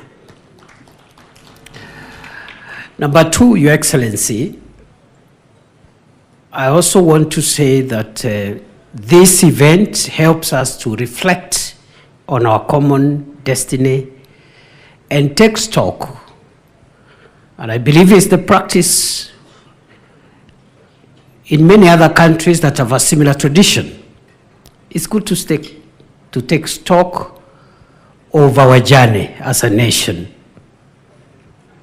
so that we can look at what we've done well, maybe what we have not done so well, and from the scriptures and the sharing and the songs and the prayers which have been made here, we have had good moments and maybe other moments which we would have done better. And that is a good thing also, Your Excellency, because Socrates, one of the greatest philosophers, did say that a life unexamined is not worth living. It is good to examine ourselves at every point, reflect, and take stock, so that we are not on one continuous journey making good speed, but without the reflection to help us understand whether we are doing things right. And many times when we reflect, we'll find areas to correct, improve, and make the journey ahead even better. I say so because, Your Excellency, a story is told of a pilot who announced to his passengers that, ladies and gentlemen, we are making very good time. We are cruising at very good speed. But the good news ends there. The bad news is that we've lost all our instrumentation and we are not sure where we are going. So if we do not have time like this to reflect on our country's journey, we may miss one or two things there, and just like this pilot, be making good progress, but we are not sure that we are making progress to our destination. Your Excellency, allow me also again to say that we have heard the sermon, and I totally agree with the preacher of the day about the need to build relationships with each other, those who are afar, those who are near, our men and women, this generation, the other generation. And I agree, it's not only godly, but that is the most cost-effective way to handle our affairs. Your Excellency, while we are at that relation-building process, I am very happy to see today here our brothers and sisters from our neighboring countries within the East African community, and even the prayers that were made here for the continent, for the East African region, for Kenya, and for the world. And looking at the choir here, of course, the choir is much improved from last year's performance. Osoro and company, pongezi. I think there is greater harmony and greater melody than last year. Last year was a bit chaotic. But Your Excellency, I say that we need to work on these relationships continuously, and looking at what was presented here, especially with our most immediate neighbors, Tanzania, Uganda, is a good thing. And I hope some of the exchanges we've seen from our political leaders between our countries, we must use a moment like this to arrest those situations, because it doesn't look tidy when brothers and neighbors are talking at each other. We must build good relationships and sustain them. Your Excellency, in the same manner, we need to build relationships across generations. The older people who are the age of our fathers, the parents of today, the younger adults who are starting their families, the young children, and even the unborn. That intergenerational friendship and solidarity is important. No one generation is superior or more important than the other. So I agree with the message of today's speaker, who is quite inspirational, that perhaps as older people, we need to treat our children who are now adults a little more respectfully, listen to them, and where we go wrong, there's no harm in acknowledging that we've not treated them maybe the way they expected us. However, equally, we respectfully request our children also to respect authority and also agree to be mentored and supported, so that mutually, even as we respect them, hear them, apologize when we are wrong, they should equally respect older people, even if not for any other reason, simply because they are older, because there are things that you'll not learn in any college. You will only learn them in the school of life. Your Excellency, therefore, as much as we agree with the need for us to reconcile and respectively request our children also to realize that there is a role we can play, not necessarily from the internet, but a few tips here and there that could make their otherwise powerful lives even more powerful. It's a place to soberly look at the progress we've made as a country and acknowledge the strides we have made and also the challenges we are facing as a nation. And when we go back to prayer, we will find the solutions to our national problem, undoubtedly. I want to end by illustrating that point with the story of a Christian boy who got lost while playing in the neighborhood. And when he got lost, he was found by an adult. But he could not remember exactly where their house was. But his father was a cleric, was a pastor. And they lived next to a church. And there was a big cross on top of the church next to the home of this little boy who had gotten lost.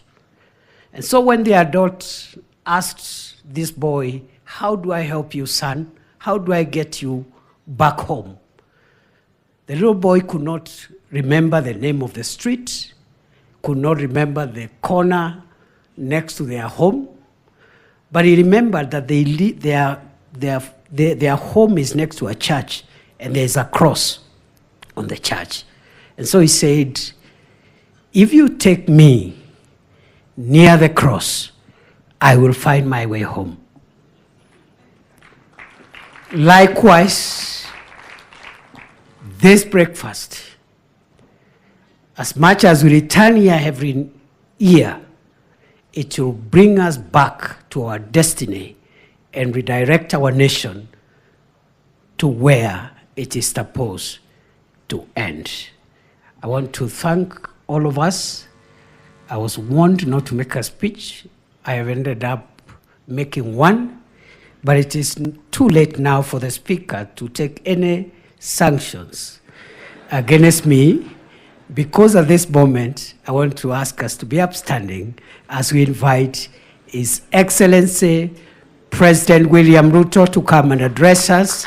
Please, a round of applause for His Excellency the President.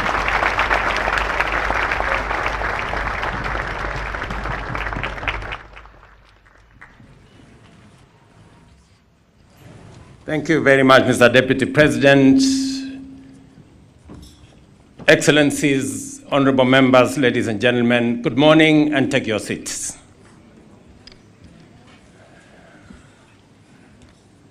Allow me at the onset to welcome all our guests from the different parts of this globe, our friends from America, from Europe, from Asia, and of course our brothers and sisters from our continent.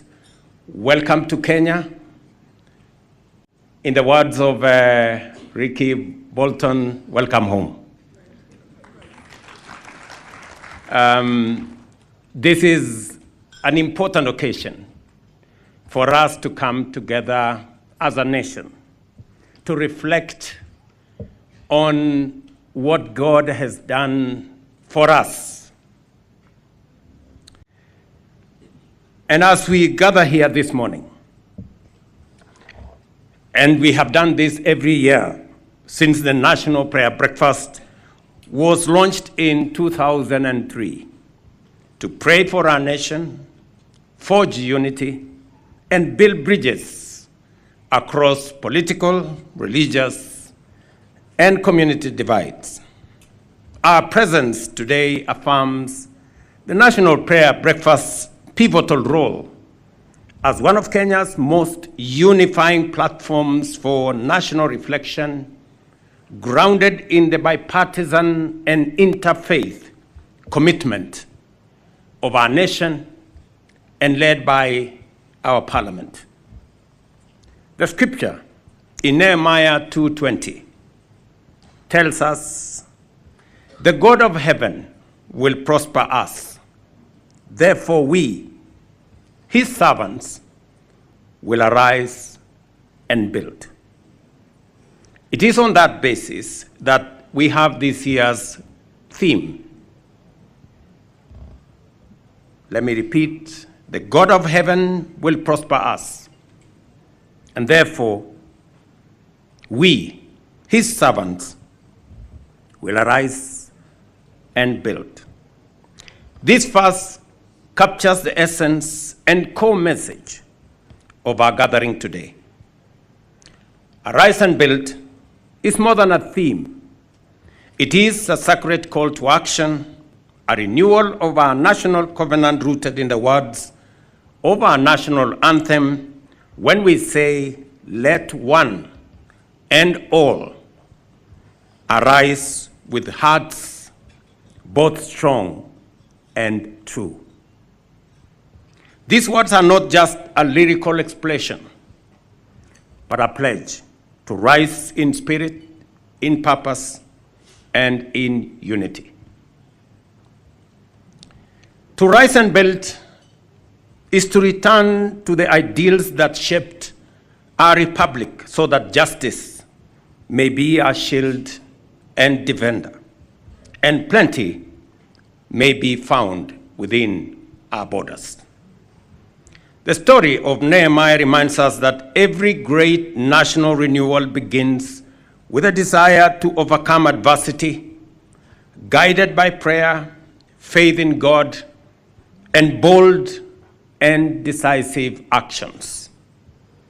Like Nehemiah, who sought and received the king's favor to build Jerusalem's broken walls, we too have received divine permission through the will of the people of Kenya in our election and the favor of history to arise and build our nation, Kenya, into a stronger, fairer, more inclusive, and united country. What made Nehemiah's mission of rebuilding the walls of Jerusalem successful was not just the plan, important as it was. It was the people, men and women, priests and merchants, nobles and laborers, who all took their respective places and stood shoulder to shoulder on the wall, laying brick by brick. As patriotic Kenyans, we must emulate this example. As government, we are committed to the urgent task of rebuilding our society, our economy, our relationships, and uplifting those at the bottom without leaving any Kenyan behind, strengthening our institutions, healing our politics, and securing lasting peace and understanding among us. And I associate fully with the sermon and the reflection that has been espoused to us by Richie Bolden, our speaker today. And Ricky, let me tell you, you're most welcome home. You are most welcome home. And while you are in Kenya, enjoy every bit of what Kenya has to offer. You are in the midst of brothers and sisters and friends and relatives and compatriots. And when you go back to America, please take our greetings to the great people of your country. And you have spoken to us the word of God in a very special way to build the relationships as we do everything else that we're doing, rebuilding our country, in the midst of the challenges that exist, that we must, as we build our nation in every other aspect, we must also build relationships between ourselves, between us and the people on the other side of the aisle, between us and the generations that are ahead of us and the generations that come after us, between us and our neighbors, between us and the countries of our region in the East Africa, the African continent, and globally. And that is why in this prayer breakfast, we have people from across the world. We have seen people from different parts of the world come and fellowship with us on this occasion as we build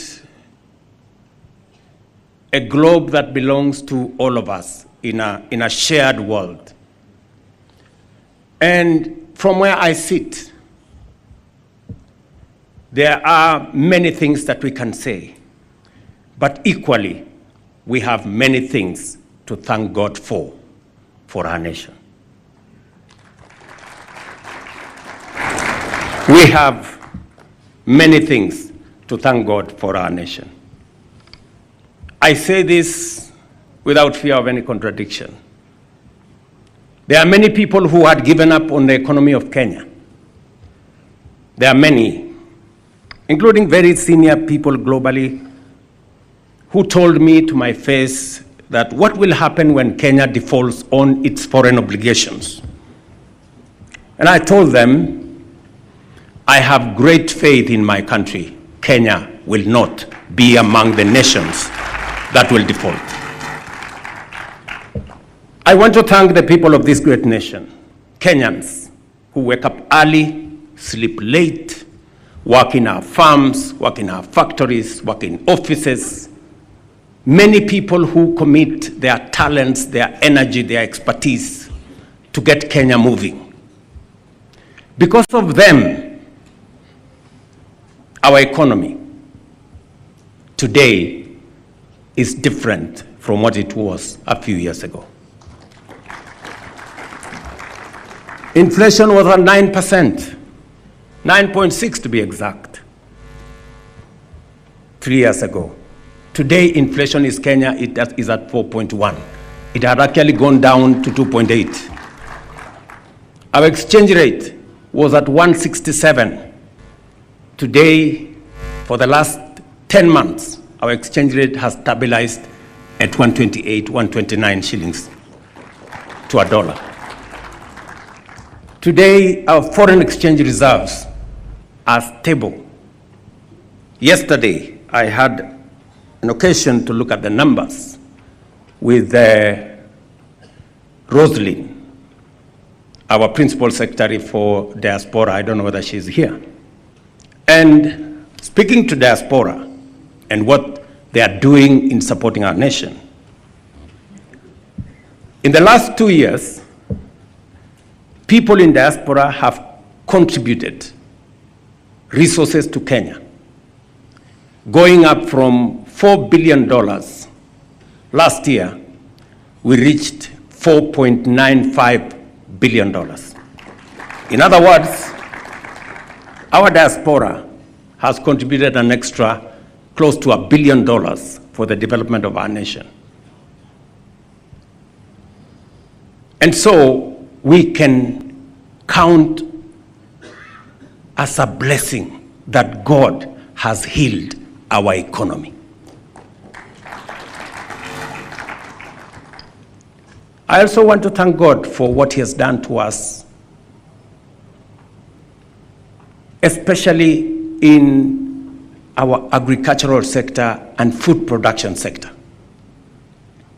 A few years ago, not too long, we had stunts in our streets because of unga.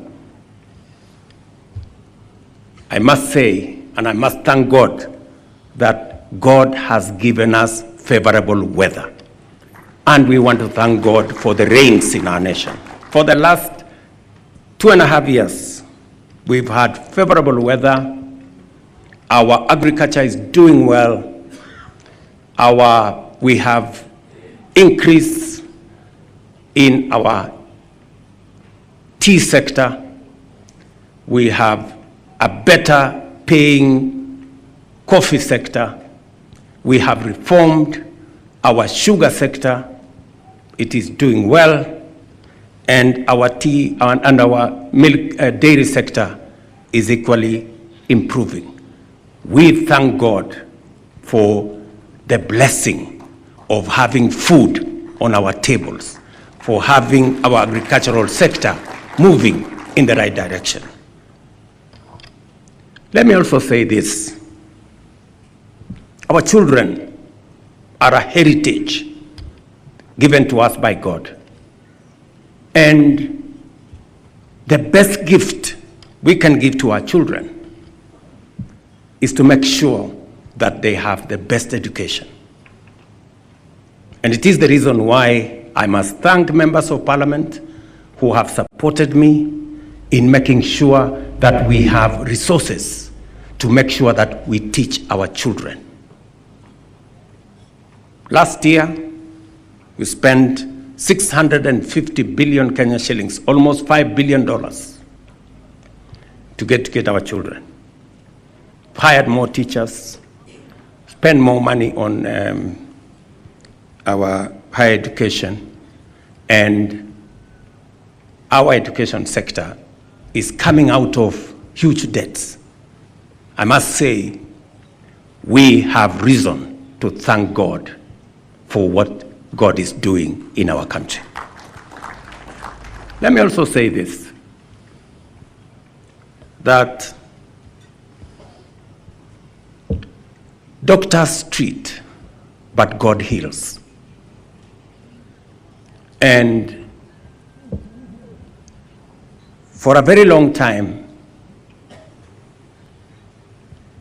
proper medical care was a preserve of the people who can afford and the people who have the means. We have, as a nation, tried for a very long time to have a healthcare infrastructure that supports everybody, that gives every Kenyan a chance. I must thank our doctors. I must thank our nurses, the medical people in the medical space. I must thank members of parliament. I must thank governors who work with us to make sure that the rollout of a healthcare system that gives every Kenyan a fair chance, whether they have a job or they don't. Today, we have testimonies across Kenya of what universal health care, Taifa Care, is doing in our nation. I must say, I am very proud that we have moved the number of Kenyans who today are registered on our universal healthcare space from what it was, about 8 million Kenyans. Today we have 22.5 million Kenyans who are in that space. And the good news is that every day, I mean every single day, approximately 50,000 Kenyans register voluntarily on our universal healthcare portal. And the future is going to ensure that no Kenyan is left behind on such an important subject as the health of the citizens of our country. And it hasn't happened because of one person or a few people.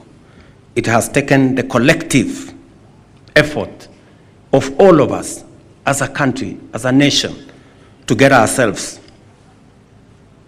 where we are. And it speaks to what Nehemiah is telling us about rebuilding the wall. It wasn't a Nehemiah project.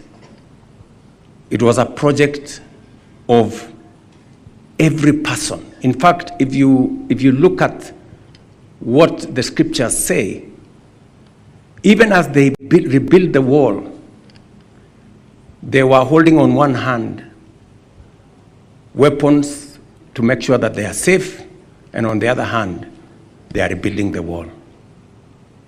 They were multitasking to make sure that the wall was built. I am asking us, as the people of Kenya, for us to work together. I had a moment of great reflection last week when I went to hand over keys to the first 1,080 homeowners, people we have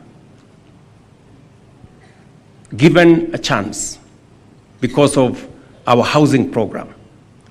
People who live, families who share one toilet, like 5-6 families in our slums.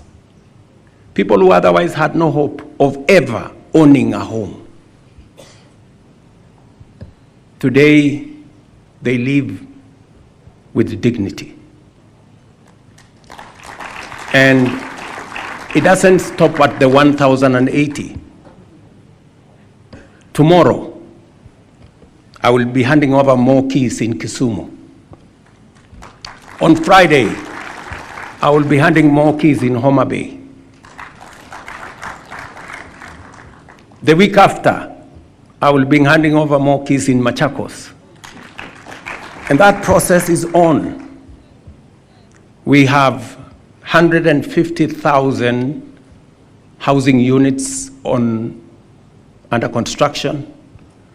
And it is my belief that we will have more homeowners. We will give dignity to many more Kenyans. And I must say, this has not happened because of a few people. Patriotic Kenyans, Kenyans from all walks of life, have made a contribution. The people who are making their contribution to the housing fund, the engineers, the masons, the carpenters, the electricians, and everybody in between have made their contribution as we rebuild our nation and lift people from a place of indignity and put them at a place where we can all be brothers. I must thank members of parliament also and county governors.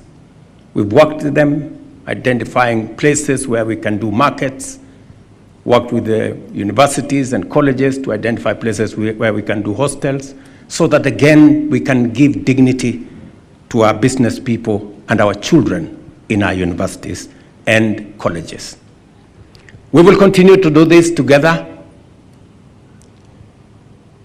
and we must be careful to thank God for the blessing of a great country that we have and the strides that we are making together as a people.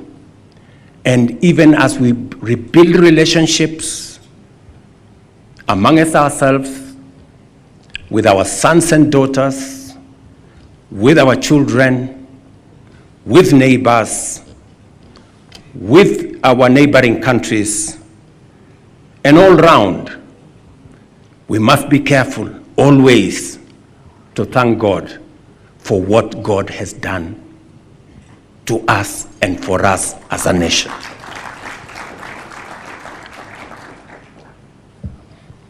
Because it is said If we are not grateful, if we are not thankful for the little, we can never be grateful for more.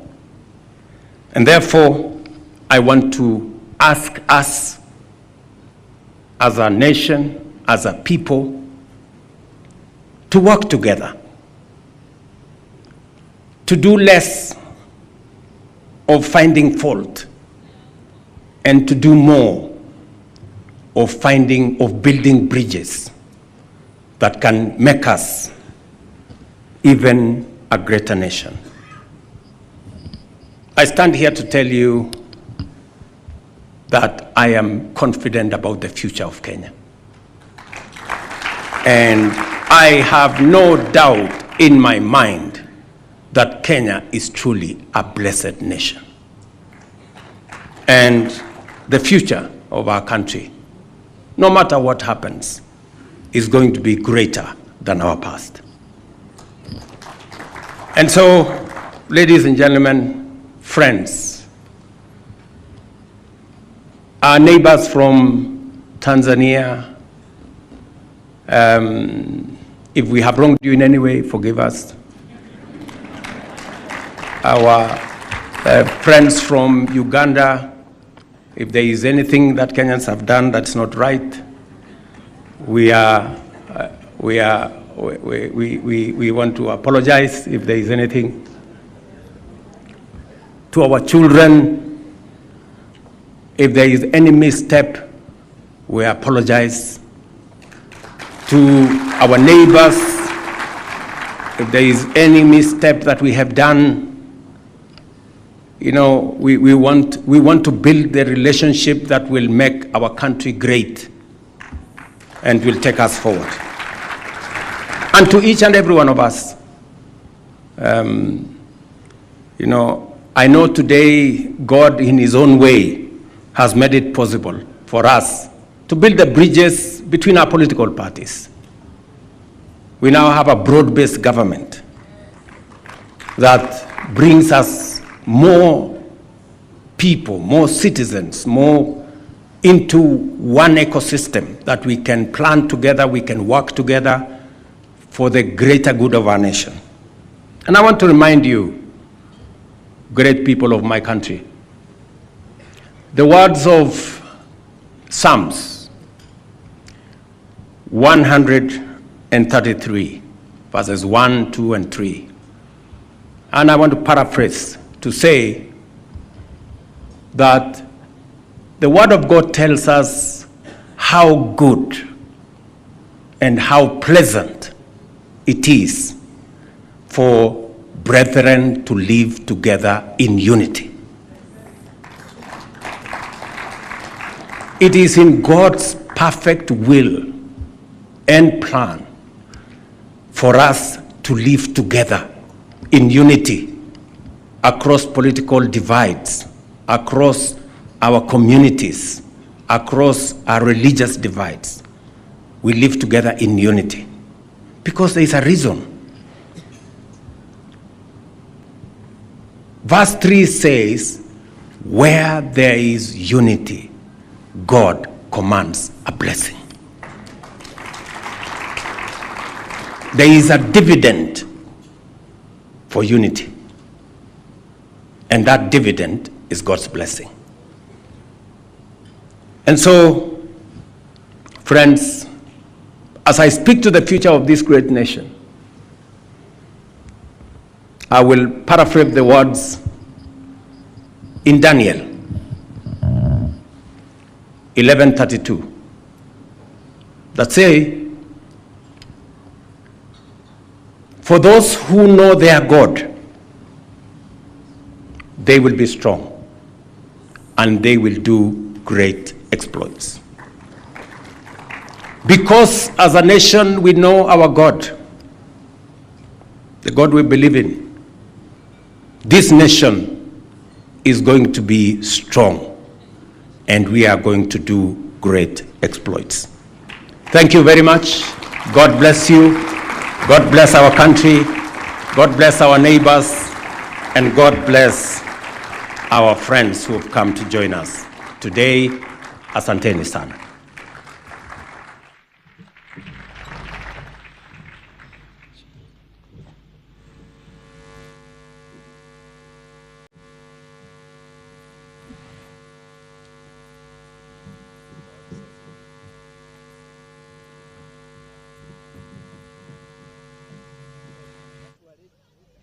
Excellency, let me call upon the Speaker of the Senate to come and give a vote of thanks.